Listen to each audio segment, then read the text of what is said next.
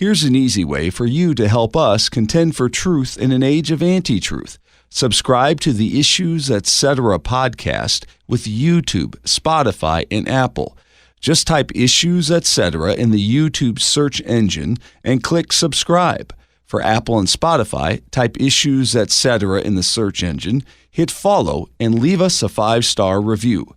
Help us inform other podcast listeners by subscribing to the Issues Etc. podcast with YouTube, Spotify, and Apple.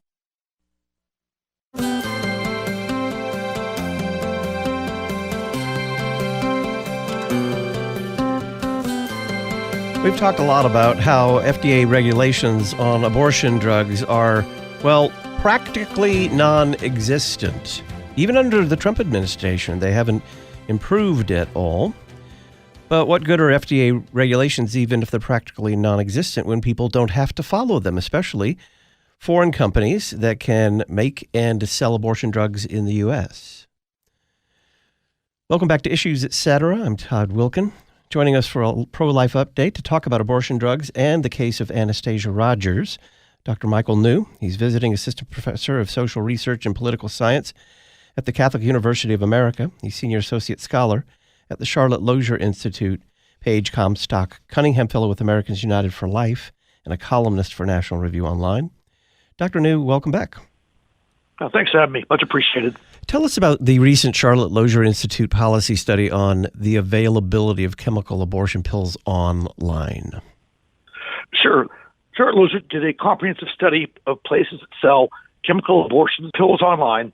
There are certain entities that are within the formal U.S. healthcare system, and some of these entities do make some effort to adhere to certain FDA rules and regulations. They discuss, they have a video conference with the woman, they require ID, they try to make sure that the pills are sent within 10 weeks gestation.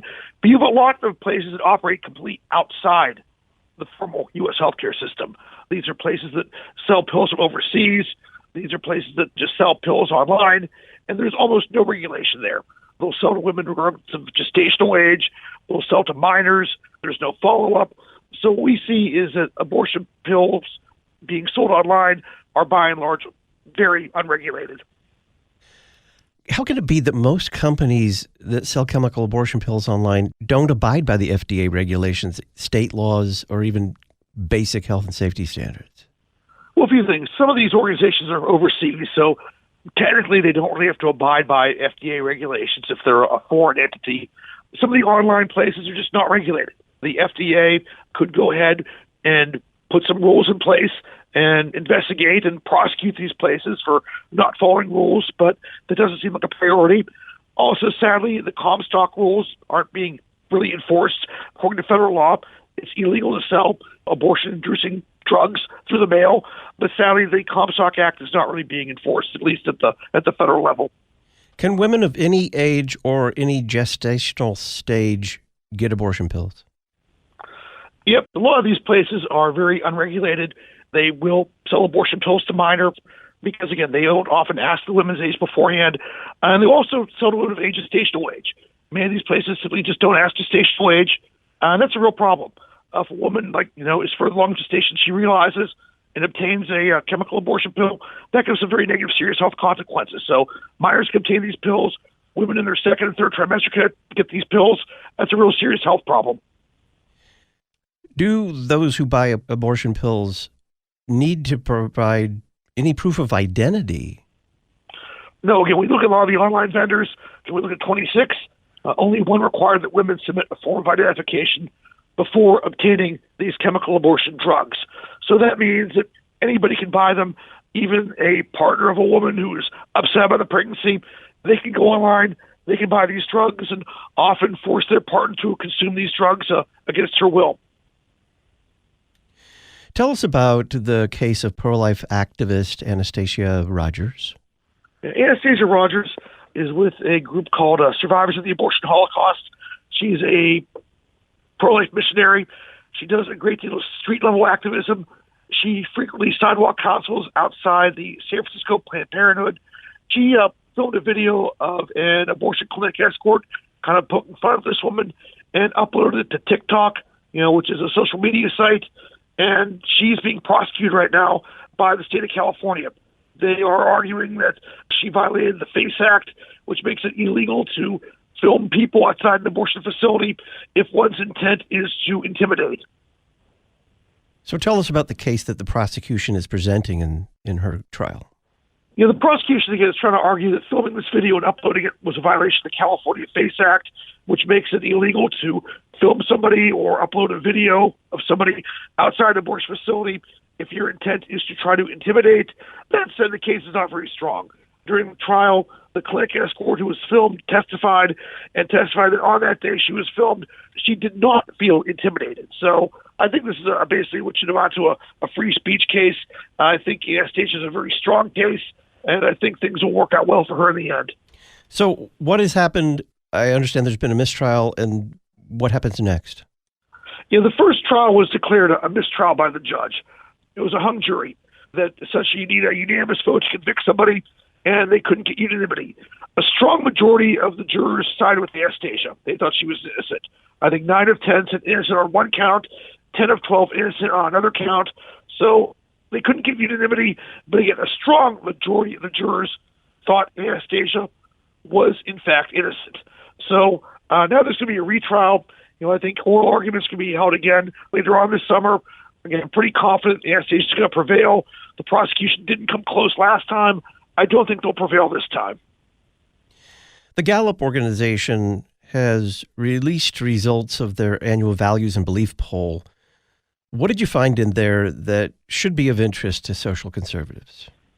If they do this poll every year, this values and belief poll every year since 2001, and they ask whether certain actions should be morally acceptable or morally unacceptable.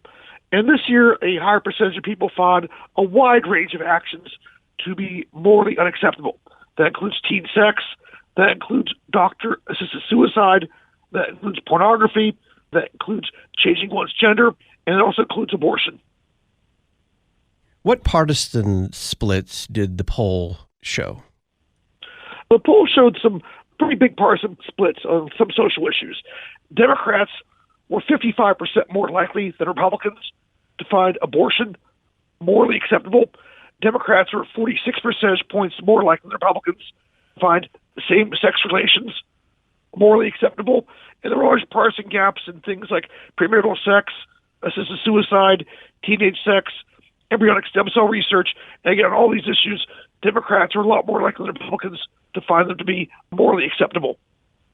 So, to your way of looking at these numbers, have social conservatives made gains in the court of public opinion? Absolutely. This is not just a one-year finding. Since 2022, there's been a big kind of trend towards social conservatism.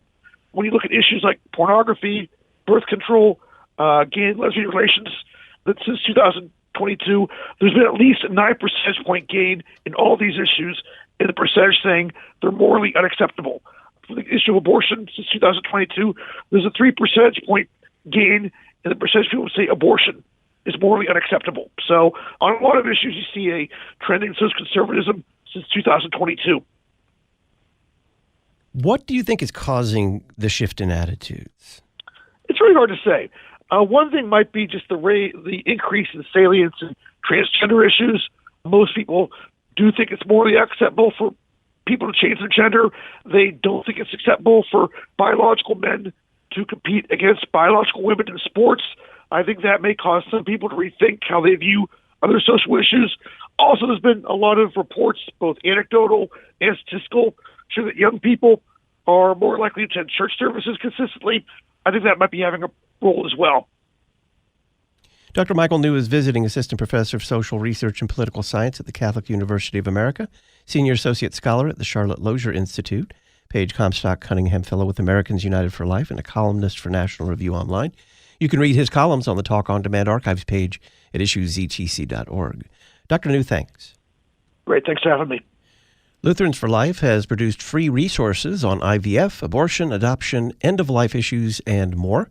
You'll find them at lutheransforlife.org, lutheransforlife.org. Wesley Smith of the Discovery Institute joins us next for a bioethics update.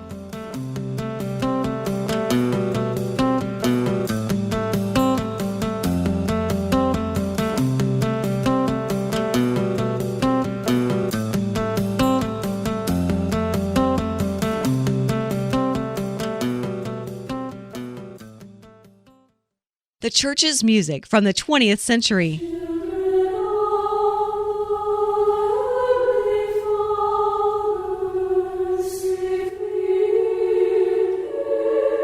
The 17th century.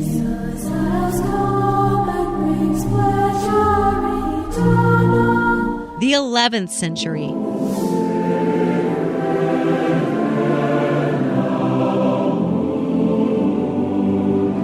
The 8th century.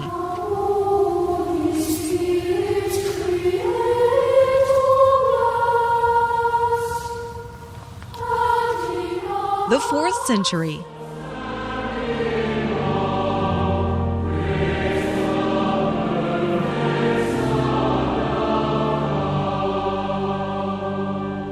The best of the church's music from the past 2,000 years. LutheranPublicRadio.org. Defending life from beginning to end. You're listening to Issues, etc. Lutherans for Life provides unique gospel-centered, life-issue-focused educational resources, audio-video training, post-abortion counseling, and more from a Lutheran perspective. Learn about LFL resources and forming a life team or life chapter or becoming a life advocate by calling 888-364-LIFE or by calling 888-364-5433 or visiting lutheransforlife.org. lutheransforlife.org. For nearly 140 years, the Lutheran Witness has taught the faith, defended it against error, and shown forth the great treasures of the Lutheran Church and biblical doctrine. We're continuing this legacy by publishing issues and articles that help you see the world from a Lutheran perspective and that teach biblical doctrine and show forth the treasures of God's Word. Visit our website to learn more and how to subscribe, witness.lcms.org. The Lutheran Witness, helping you interpret the world from a Lutheran perspective.